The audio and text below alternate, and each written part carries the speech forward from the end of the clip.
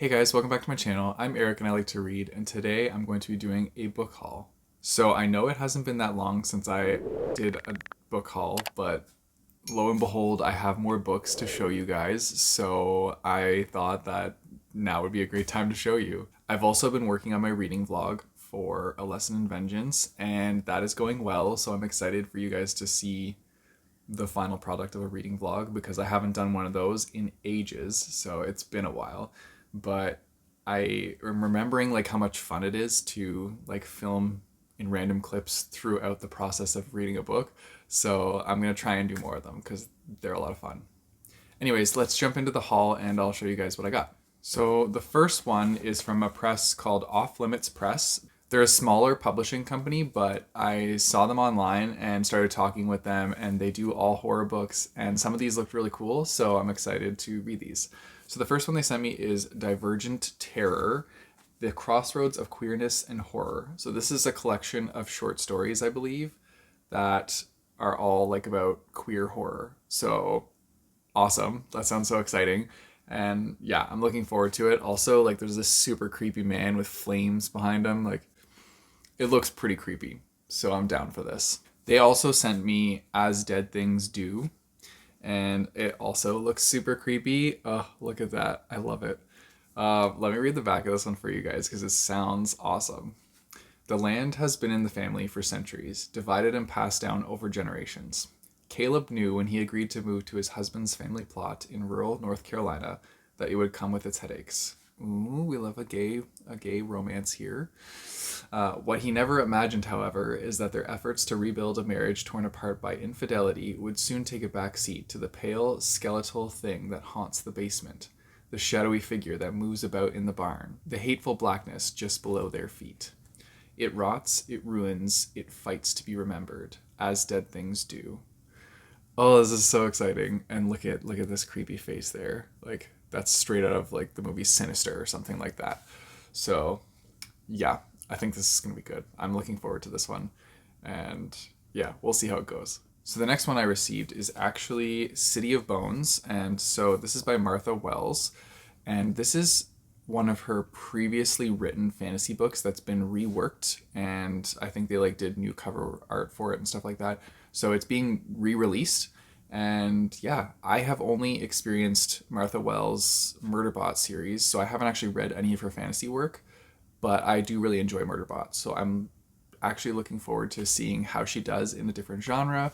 And yeah, I'm looking forward to it. This one like sounds pretty cool, so I'm down. Essentially in this one we're following relic dealers, and so they're kind of like mercenaries of their trade where they go out and find these relics for other people.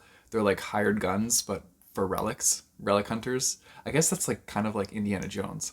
Anyways, they essentially do that, and so it's a group of them that are hired to find these special relics. And when they encounter these relics, they find that these relics have like some sort of power that works with old magic, like arcane engines or something like that. And they also find themselves in the middle of a battle with a cult that is trying to gain access to these things so that they can unleash some like great magic or great chaos or something like that. That's all I really know. That's me trying to summarize a fantasy book without actually reading the back for you. So that's usually why I read the backs of fantasy books. But yeah, it sounds pretty intense. And if it's anything like fantasy Indiana Jones, then I'm totally down for that. So yeah, looking forward to this one, and we'll see where it goes. Then next up, I have System Collapse, which is the newest one in the Martha Wells Murderbot Diaries. And I can't, unfortunately, read this one just yet because I still have only read the first three books. So I still have to read a couple more before I can get to this one. But I'm very excited to own it, and it's just prompted me to add Murderbot onto my next TBR. So yeah, I'm definitely going to try and like binge through those ones so that I can get to this one because I just love everything Murderbot, and it's such a nice, like those books are like palate cleansers to me because they always bring me so much joy reading them, and they're so quick and just fun. And being inside the mind of Murderbot is fantastic. So yeah, I just love it. So now I have this new one, and I'm really looking forward to eventually getting to this one once I complete the other books. And then the last book in this haul is called The Whispering Swarm by Michael Moorcock. And I was mainly intrigued by this one because I had an interview a while back with Oliver, who was running a fundraiser, a Kickstarter for his fantasy magazine. And so when we had that interview and I talked with him, he kept telling me about Michael Moorcock, who has features in that magazine, but also he's a very big inspiration for it because of his fantasy writing. And so that sounded really cool to me. And I was like, okay, well, this guy sounds like a great author. So I definitely have to try out some of his stuff.